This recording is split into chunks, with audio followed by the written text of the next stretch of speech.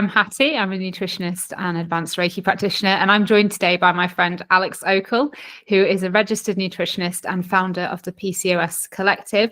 We really wanted to get together to have a chat about weight loss injections, since they are all the rage at the minute. Everybody seems to know somebody that is on them. And as two nutritionists who are in the body positive space, we wanted to finally sit down and have a talk about our thoughts and feelings on it, because it's a topic that can be quite controversial, and we thought it was about time to just talk it out and see how we feel. So is there anything you'd like to add to that, Alex? I think just from my side, like the reason that we're having this conversation now is, I think you'll agree with me, Hattie, we were both like very quiet on the topic, because I think we were both, just absorbing all the information that was coming out, which seemed to come out like very quickly, and there was just like a lot of it to ingest. I think we were feeling a little bit overwhelmed about the idea of these weight loss drugs, and I think probably to start with, we were both very like, well, it'll be a fad for a bit and then it'll kind of go. That's at least how I felt about it. And then kind of finally, I think we both realized that they aren't going away. Our clients or community, or just generally people in our lives, are either on the drugs, having conversations about them, asking us questions about them, whether they're curious about it for themselves or just generally curious because they're seeing so much about it. And it really did feel like this isn't something that we could keep ignoring almost. And also it's a topic that can feel very divisive and feel quite overwhelming for people, and can feel also like if you are on weight loss drugs, so you're thinking about them, you might feel, and you are in this kind of space of being in the non-diet world or in the body positivity space, however you kind of resonate with those spaces, you may be feeling feelings of guilt or shame or failure for using the drugs. So I think it's like, we always want to be ensuring that our practices are, and our clinics and our spaces that we hold online, are areas where we can have open conversations, provide nuance where necessary, and make sure that people feel included and welcome. So I think that's why we wanted to have this conversation today. Yeah, absolutely. I think you made really good points there. And I always find, especially on social media as well, there's people are in two very clear camps. There's either the camp where people are dead set against it and judging people for being on it, or there's people that are on it and then feeling judged for being on it. And like you mentioned, there is a sense of shame. And I would never want anybody to feel judged from somebody, like us working in the industry also, because we are in the body positive space. And maybe initially when these injections came out, I was thinking, oh gosh, is this just another form of dieting? But it's starting to look like they're here to stay. And actually, we do need to start including these conversations into our own practices.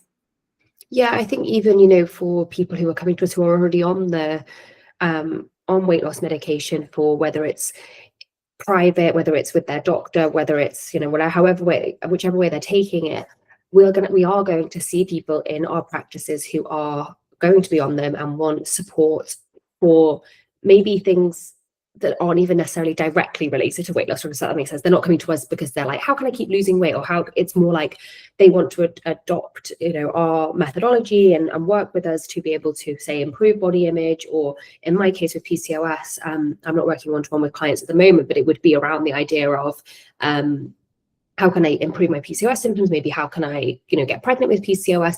And when they bring GLP-1s or weight loss injections, or whatever you want to call them, into the equation, we have to be prepared for that as practitioners, just as like a general comment on like, we need to be ready to be able to have those conversations with people. But also I think in the wider space, it's really being able to showcase our, I suppose our kind of approach to, or our values, and make sure that we're like aligned with clients in that way as well. For me, I found that was probably the biggest challenge for me. I was like not sure how to show up to my community and say, look, I'm having funny feelings about these GLP-1s, and I haven't said anything yet, and I've been trying to figure it out alone. But actually, as with the case with pretty much everything, it's always best to kind of talk it out, especially like with our community, and give them treat them like adults and say, look, I'm struggling with this, and like, I'm curious on your thoughts. Like, let's have a community conversation. And that actually went a lot better than I thought. I remember I wrote a post about it, just a very like it's not crazy post or anything like that. It was just kind of being like, look, we are going to talk about GLP-1s on this page and on our website and on our TikTok and everything. And this doesn't mean we're for them. It doesn't mean we're against them. It's just we are giving you the information. And I was worried. I was worried that the community that we built of very like staunchly non-diet, HAES aligned, so health at every size aligned people in our community would have a strong opinion on it. I also thought that maybe practitioners would reach out and be like, this isn't right. But I think because I'd come at it with an approach of, I had a conversation with you, with our other friend Shannon, I'd also had a friend with Jeanette. I also had a conversation with my friend Jeanette, who is the anti-diet nutritionist on Instagram. And I found that she, at the conversation I had with both of you and Jeanette as well, just basically encouraged me to be able to put out a statement and kind of say, look, this isn't going, like you said, this isn't going away. So like the conversation needs to be had. And that for me felt really good to be able to like say something about it. And then it almost gave me permission now to be able to like dive deeper into the research and understand more about it and like convey that information to our community, because I really do believe that. But I think my highest kind of value in nutrition is body autonomy. And that does include if someone wants to lose weight in whatever way they want to lose weight, like that is something that I am happy to kind of value and say, I agree with body autonomy and you should be able to do whatever you want to do. I'm just here to provide you with in as much as it can be, unbiased, non-diet evidence that I have, and you can do with it what you will. And that's kind of like been my approach to it. And I think it probably will ebb and flow and change throughout the, core. Like I'm sure these drugs are going to be with us for probably forever now in our lifetime. So I want to make sure that I am always evolving with all science and all nutrition and all evidence that we have to be evolving. And as nutritionists, it wouldn't be right for us not to evolve with the times and go with what the evidence is saying and just understand more about it and have those conversations. Yeah, I agree, absolutely. And I think the biggest thing for me is the fact that we need to make sure, or like you say, people have their own body autonomy where they can make an informed decision about what they want to do with regarding weight loss jabs. I think my biggest worry with the whole weight loss jab conversation has been to make sure that people are informed enough about what they're in for when they take these jabs, and that they're not just a miracle weight loss jab, that you don't have to also do other things alongside it. Like they do say in the official information that a healthy diet and exercise is still needed alongside it. And it is all about getting those healthy habits going. And I know from my experience of talking to people that are taking the injections, they found it a really positive experience because they say it's given them that kickstart that they needed to give them a boost, to get them into those healthy habits. And it'll be interesting to see if they can keep that continuing, even if they come off the jabs in the future. But also to know that some people do suffer some side effects from it as well. And I think especially here in the UK, it's suddenly become quite normalized that people are thinking about taking these jabs. And it's just making sure that, do they have all the information about the side effects and what can actually happen to your body when on them before they take it, so they go into it with their eyes wide open. I think that's the angle that I'm coming from. And then obviously as a practitioner in this space as well, how can I help and support someone, like you said, who comes to me, they say they're taking it and it's like, okay, cool, let's come up with a nutrition plan and a healthy lifestyle plan that works for you whilst you take them, because I think that is still necessary as well. Definitely. And I think you touched on a ton of good points there. One I want to pull out is I completely agree that body autonomy is being able to have the facts and make a choice. And that's what I worry that isn't happening, because I think if it was just still had to be prescribed by an in-person doctor and it was still on the NHS, just like exclusively, I think obviously there's problems with that because of just the way the NHS is built in terms of people not being able to get access that they maybe need or want. But I think that would have saved a lot of people from the marketing that's going on in the world of weight loss jabs. And the branding of it reminds me of like the way that like Klarna and ClearPay are branded, which are like Afterpay debt companies in the UK. It's almost like it's like very like cutesy and like very feminine focused as well. I find, you know, kind of for it just seems like the marketing is very targeted toward a very specific person, and almost like downplaying the same way that Klarna does it, like downplaying the risks. It's like this like kind of thing of like, oh, it's just so casual and fun, and you just jab yourself and then you like go about your day, like, and it's all very, I guess glamorized is probably actually the right word for it. So that concerns me because it is getting very, very easy to try. I remember, I think it was January, and the reason I remember that is because I had a really bad flu and I was like in bed on my laptop like looking at this. But I remember putting in my details, and I put my BMI to slightly higher. So it was in, I don't even think it was obese category. I think it was overweight in a private weight loss thing. And they were willing to prescribe me it if I paid the, what, £200, I think it was, or something like that, without having any evidence of my medical history, my body size, my shape, anything like that. And that obviously concerns me to a huge degree, just in terms of how easy it is for people to get. And then there was something else. Oh yeah, you were saying about how people are kind of like considering it, there's a bit of a kind of like kickstart for them, and they are being able to build those healthy habits, or whatever you want to call them.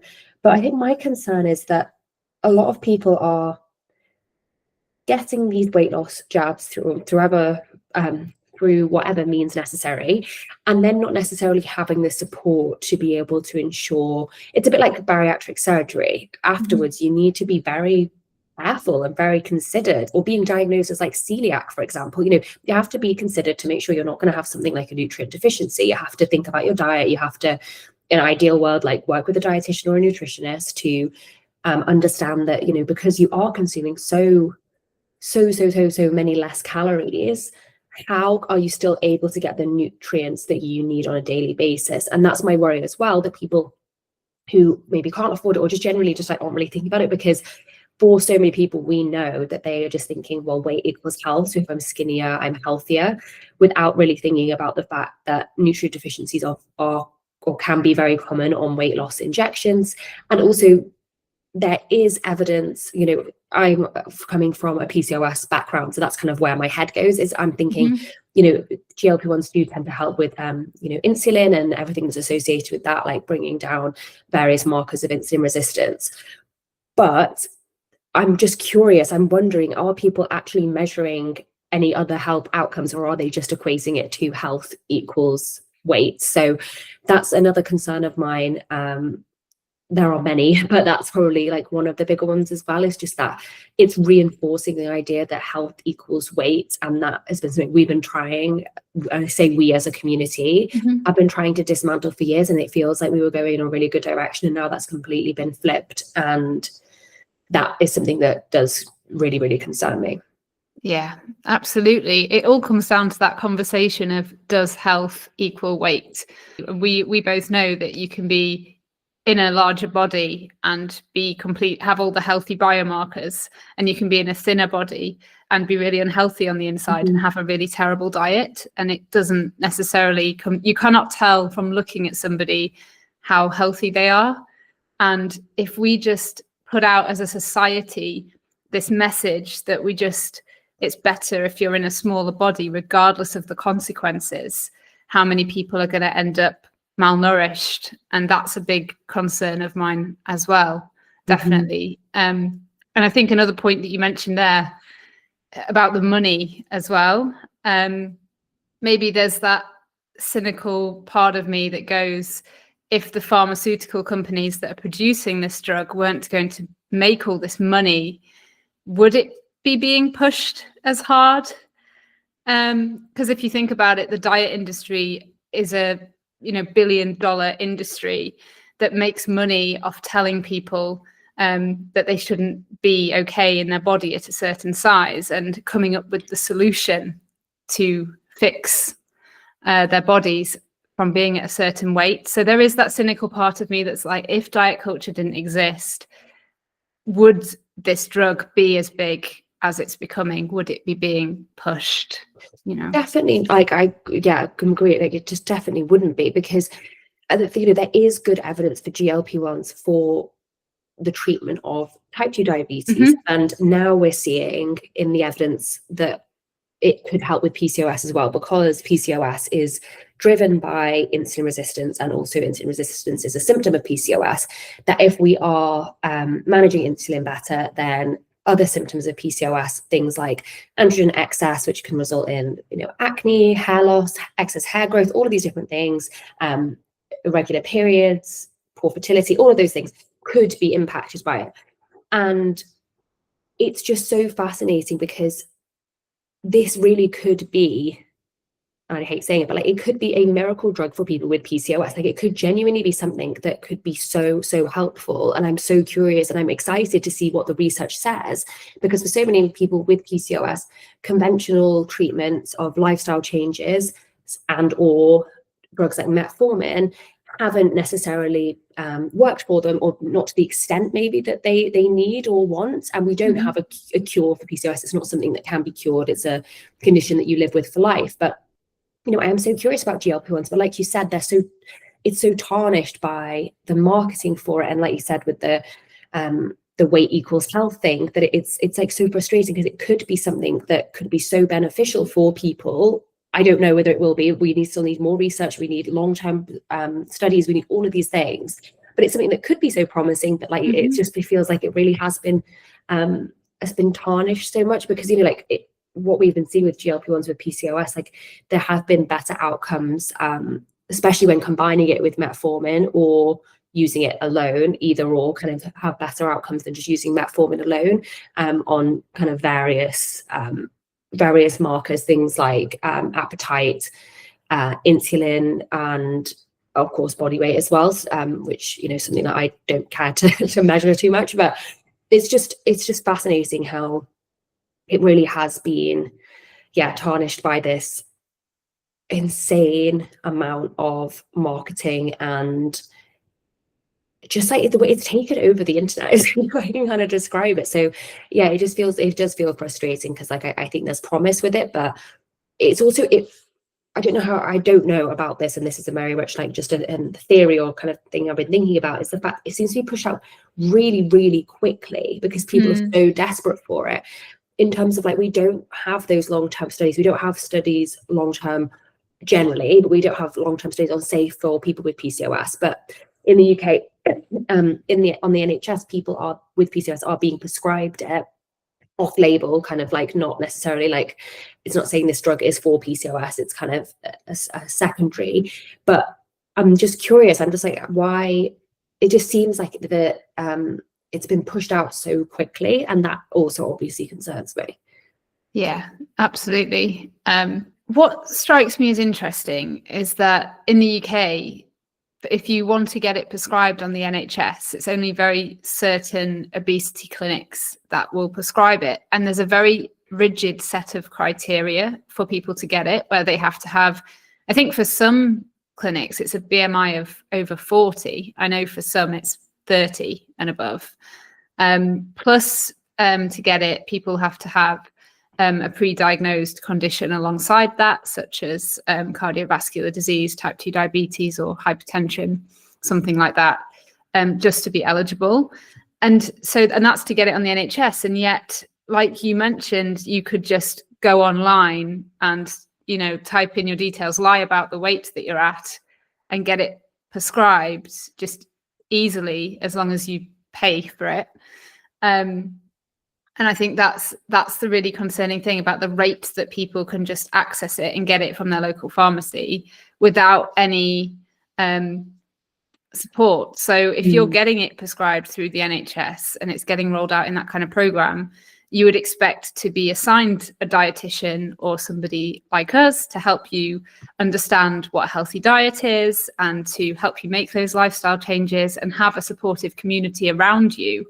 Whereas if you're just getting it completely on your own, picking it up from the pharmacy, how do you know what the best diet is and how to help yourself,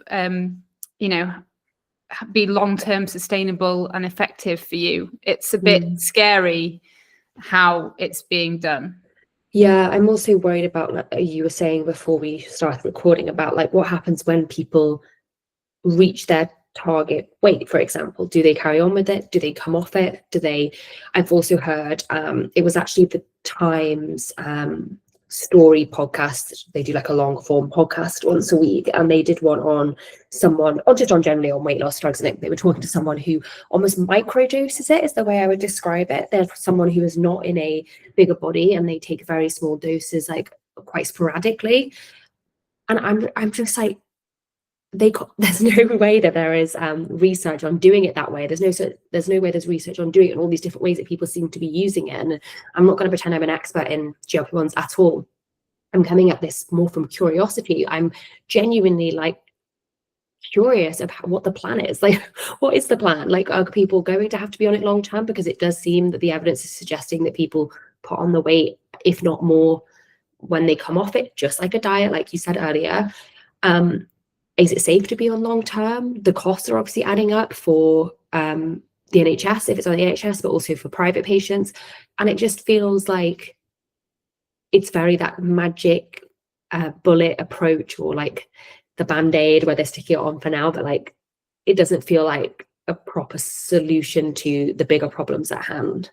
Yeah, absolutely. I mean, and I'm coming at this from the eating disorder side of it as well. So that is a huge concern for me, that people that don't necessarily need it will also be misusing it in That's some way as well. And I've seen, so because there isn't much long-term evidence, we don't know yet what the long-term effects are, but there is starting to be talk about what happens when people do come off it, and the fact that you are essentially just injecting yourself with a synthetic hormone, which can mean that your body might stop producing it itself, so that when you then actually stop injecting it, you are left in a GLP deficit, which means that your appetite signals and everything come back like twofold with a vengeance, what they were before. Yeah. Which then obviously doesn't help people, and they end up regaining the weight. I think at the minute studies are suggesting that people are putting on 2/3 of the original weight back on within the first 12 months. And that's really concerning, because I'm like, does that mean we are essentially just messing up our metabolisms in this process? And can they get back to normal? I think it's too early to say. Yeah, definitely. And it really is just that feeling of the not knowing. And I think what we haven't spoken on yet, and what we have to kind of recognize, is the fact that people are doing, there's obviously a variety of different reasons why people go on it, but the majority of people are doing this because they are feeling very, very desperate and very in the mindset of, I will do anything to help either fit in better with society by looking a certain way, to lose weight because I either believe that will help me with a health condition, or it will actually help me because I'll be able to get treatment that they deserve, things like knee surgery, IVF, whatever it is. And for those people, I just feel like it's been touted as this like quick fix solution of this will work, and people, understandably, I think that's the biggest thing. And like, I know you're completely on the same page with me, like with this, like there's no blame or looking down on people for going on it at all. It's more like, I completely recognize that in people, that they really don't feel like they have much of a choice, and the results seem promising, so it's like, let's just do it, let's give it a go, why not try it? Nothing else has worked before. And it really does just feel like it's preying on people a lot as well, because we don't have those long-term results, and that is just makes me feel, I think that's the biggest thing that's made me feel really uncomfortable with it all, is just like, it doesn't feel right. It feels icky. Yeah, absolutely. It's and I talk about this a lot with my clients, but it's like, we live in this society that promotes thinness as the way to be, and well, after a stint of body positivity, thinness seems to be a trend which has come back, which makes me really sad as somebody who had an eating disorder in my teenage years. that's how I got into this work. That's why I'm so passionate about it. And I know that if this was happening at that point in my life, you know, I might have been swayed to be one of those people that would be tempted to misuse the jabs just for the sake of lowering my weight. And it really scares me that they're so easily available. People can order them in the post and take them when their body doesn't even need them. And it just makes me sad that it just seems to promote the message even more that thin is best. And it's like, but what about health? Like when I work with my clients, I always try and make it, let's go for a health goal rather than an aesthetic goal. You know, like how would you like to feel? Would you like to feel more energy? Would you like to, you know, feel a certain way so that you can carry out your day? You can do all your favorite hobbies and activities, knowing that the food you're eating is serving its purpose and you're well nourished and you're going to live a, you know, a long, healthy life because you're putting good things into your body. And this message of just pushing these jabs on people, which can have horrible side effects, we don't know the long-term effects, is just sending out a really alarming message for the general population. Absolutely. And it's really being perpetuated over on social media. And it just, from me, very much just like casually scrolling and seeing things on TikTok in particular about just people who have truly no knowledge, like genuinely definitely no like no credentials or anything like that, but like really truly have not researched in this and just saying the most bizarre things I've ever seen. But also one thing I have seen is like, and I've only seen it because other people have screenshotted it. I'm not in the group. There's like a Facebook group which is for people on weight loss drugs, and it's other people who are on weight loss drugs responding. And it's really scary, the misuse of the medication in terms of if it hasn't been stored correctly, people say, well, just try it anyway, like it doesn't matter. If they've missed doses or if they've, you know, whatever reason, or if they're not well on it, and like just the most alarming advice. And like you said, I do think it is because of the casual nature of it. It's people aren't treating, like almost people aren't like treating it the way it should be treated, which is with respect, because it's a drug at the end, it's a medication. Like the way that, you know, someone say was on, if they had, you know, type 1 diabetes and was on an insulin injection, you're not just going to say, oh, well, you missed your, you know, that dose, to do 2. Because, you know, it's like, I don't know why it's so, the message is so, I think it's just so casual as almost the approach to it, as if this is just something you can pick and choose whether you fancy it one day or you don't. And I don't know, I haven't really got a fully formed thought on that. It worries me, the casual nature of it all. Yeah, definitely. And I think this, I need to bring it back to the fact that, so I know that there'll be people watching this who are in bigger bodies who might be looking at us and saying, well, it's easy for you to sit there and say that because you don't know what it's like to live with the weight stigma that you get every day from being in a bigger body. And I totally have empathy for that, as I know that you do as well. And I work with clients in bigger bodies, and it is easy for us to not have to live with that day-to-day weight stigma and then sit and, you know, maybe have a negative opinion on weight loss injections.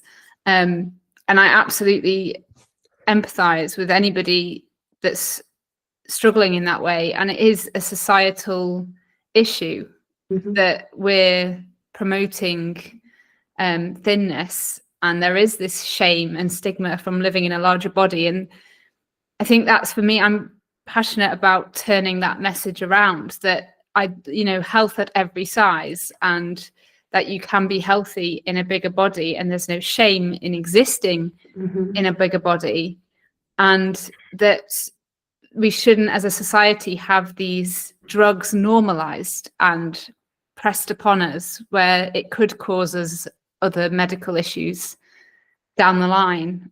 And I think that's my stand on it, really. I think. Yeah, I think for me, like reflecting what you said there, I 100% agree with the fact that we have no knowledge of what it would truly feel like. We can try and learn and read and understand as much as we can, but we're never going to have that true knowledge of what it's like to live in a world where you are in a bigger body and there was all that weight stigma, etc., etc. Completely agree.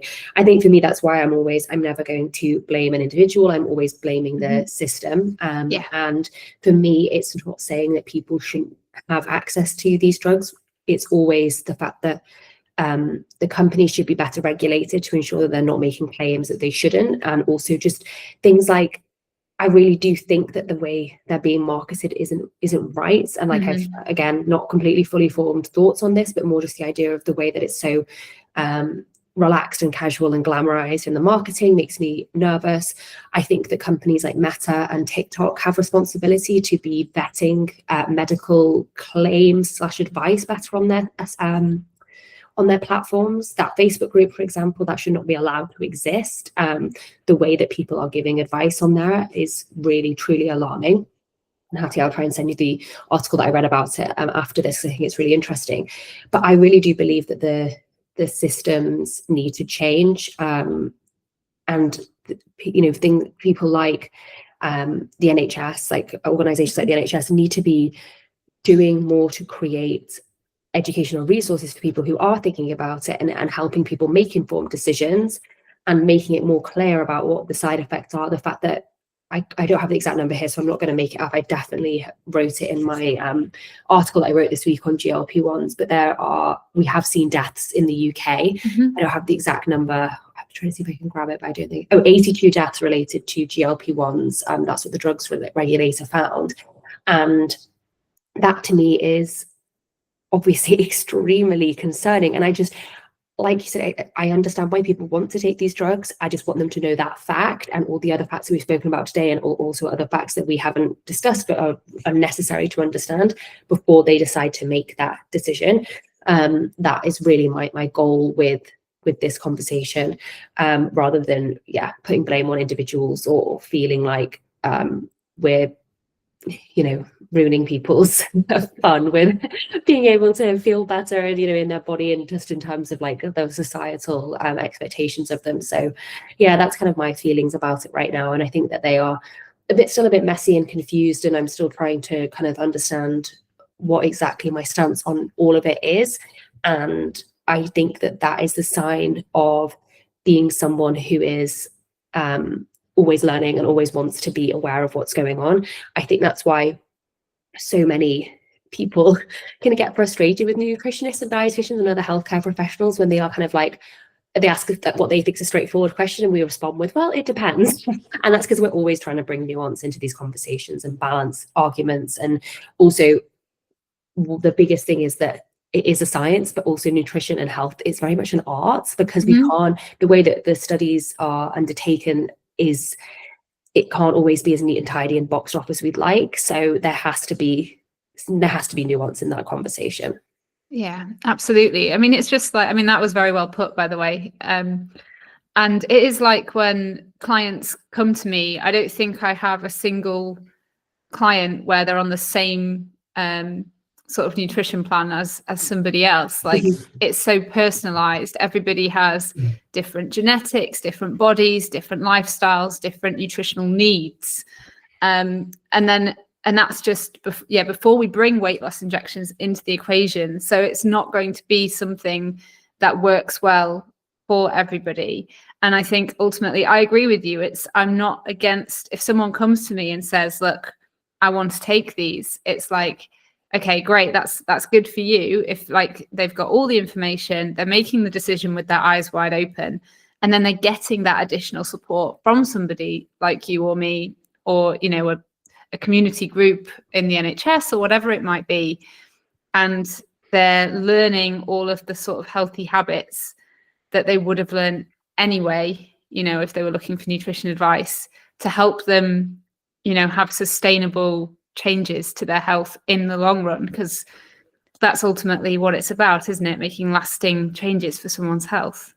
Yeah, at the end of the day, that's what we are interested in, and that's what we care about, is supporting people to have healthier outcomes in whatever kind of area we're focused on. And at the end of the day, it really is about making informed decisions and choosing what's best for you. And that will always be kind of our aim with this. I think one more point that I forgot to mention as well, regarding the fact that everybody does have individual needs, is that, you know, people have different health conditions and are on different medications for different things, which obviously I know that you and I will take into account when we're giving nutrition advice to someone. And there is evidence now to suggest that I think it's Mounjaro can interfere with like the contraceptive pill. Mm-hmm. And they're now advising any women that are taking weight loss injections to also take another form of contraception as well as a contraceptive pill, because they don't know exactly how much less effective it can make it. And that just sort of shows us as well that we don't know how much it's interacting with other medications that someone might be on. Yeah. And that's also another point to take into account as well when thinking about taking these jabs. I also think for my area of PCOS as well, something that people need to consider is we don't know the safety of GLP-1s during conception, pregnancy, and postpartum. So the advice is I believe it's 2 months before you're thinking of conceiving, don't take GLP-1s. But we know that for not most people, that's a generalization, but like for some people, they're thinking that this is going to be the only way that can help me conceive. So people will take, do more risky behavior because they're willing to try and conceive, or maybe they don't even know that maybe they're on those medications and they become pregnant, like you said, because maybe contraception is not working, maybe because that ovulation has improved because of these medications, which there is some evidence to suggest in PCOS that can happen. But we don't know what the impact is on the mother or the child. So there are just so many things. There's just so many things we don't know, and that's what always makes me nervous. And when it's a medication, that is something that we just have to consider. We just don't know a lot of things to do with GLP-1s yet, and you just have to have that in mind and take and assess your risk tolerance. I think that's the biggest thing right now. Yeah, absolutely. And I think there's a general thing with pregnancy where obviously it's the hardest group of people to do any scientific studies on, like pregnant women. Not ethical. And we understand why that is, but it also makes it so difficult with medicine in general. There's so many things that are just advised against when it comes to pregnancy because there just isn't the scientific evidence there to show for things. And that is the same with weight loss injections as well. Yeah, no, it's always going to be a tricky area that we're never going to be able to quite figure out. But no, I think for me, that's kind of everything I wanted to say on this topic. And like I said, it's still a conversation that will be continuing between us and between ourselves and other colleagues and with our own communities. But was there anything else that you wanted to add or anything that you feel like we've missed? I think for me, it's just touching on, again, like coming from the eating disorder space, it just worries me about what message we're sending out to people as a society, and it's a systemic problem as to push this. And it's like, how do we as nutrition professionals try and help people and speak up for the fact that health doesn't necessarily equal weight? And I think that's my biggest point with it, to be honest, that the more that the injections get pushed, the more that message is getting put out there. I think for us as nutrition professionals, I think it's our kind of responsibility, if we are creating content online in particular, or anywhere really, but for me, I'm thinking about online content, is really just like highlighting that message. And I think it's also trying to reach people who aren't necessarily in our community who are dead set on the non-diet approach. It's like, how can we also like reach people who are on the fringes or are curious or are thinking about weight loss drugs, but something doesn't quite feel right? Like, how can we have conversations with those people? And I really think it is to do with being able to convey our message in a way that's clear and simple and nuanced, which to be able to reach the most amount of people possible.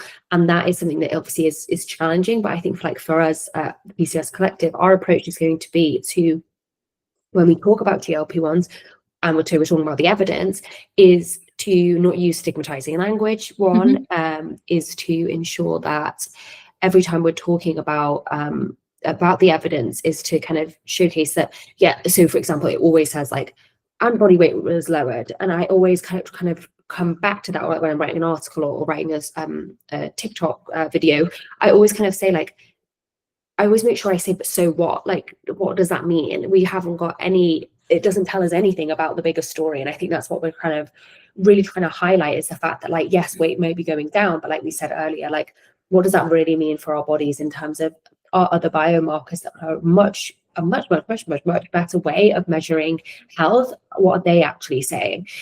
So that's kind of how we're bringing it in. We're still going to start having conversations about GLP-1s, and we're also going to be having conversations about how, if you are on them, how you can still nourish yourself. So things like, it's pretty much all the same advice that you do with metformin, which is like I said, an off-label drug that's used for PCOS, of that, like having smaller meals, making sure you're eating things like dry foods, or like ginger if you're feeling nauseous, like it's all of that same kind of conversation, like taking supplements to support any deficiencies that you may have, and have regular blood tests. Like, it's all that sort of same advice, and I want to make sure that we are still putting that out there, because even if we feel like we're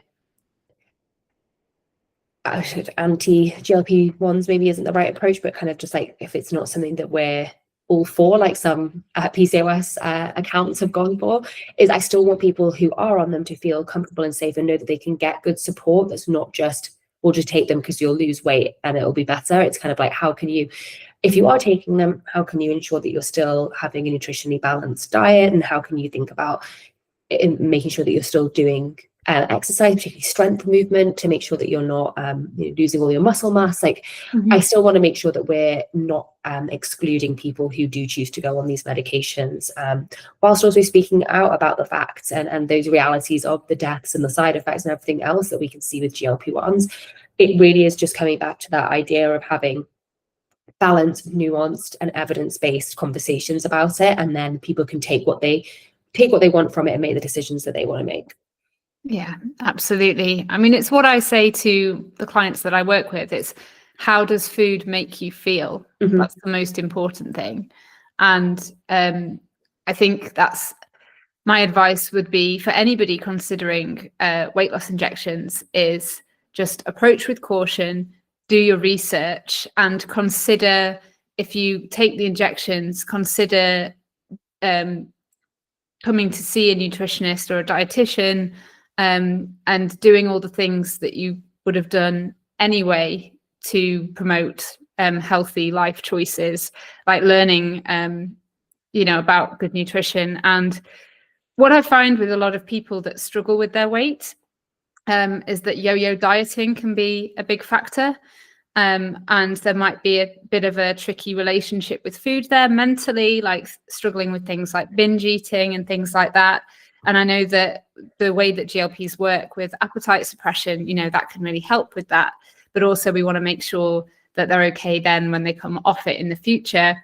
So instead of letting the injections just sort of put a plaster over the issue for a little bit, like, I would encourage anybody to look into improving their relationship with food from that mental side as well. And maybe like going to therapy, or, going to the root cause of the issue as well, to make sure that any health benefits are then, sustainable for the future, and they're feeling happier in food. And like we said, it's not just a plaster that we put on as we take the jabs. Definitely. And I want to point people to a resource, which is the podcast GLP-1 Truth Serum by Virgie Tovar. And Virgie is like a weight stigma expert, that sort of person. And their podcast is really interesting to dive into the kind of other side of it, of thinking a bit like quite critically about GLP-1. So if you are considering it, I think that could be an interesting place to go. Or if you're just curious about this conversation, maybe you're a professional as well, like, I think it could be interesting to listen to. And yeah, I think that's kind of everything from me in terms of what I wanted to mention today. Yeah, definitely. And yeah, thank you for coming on for the chat, Alex. It's been really interesting. And I hope that anybody watching this has found this really interesting as well. Thank you so much. Thank you.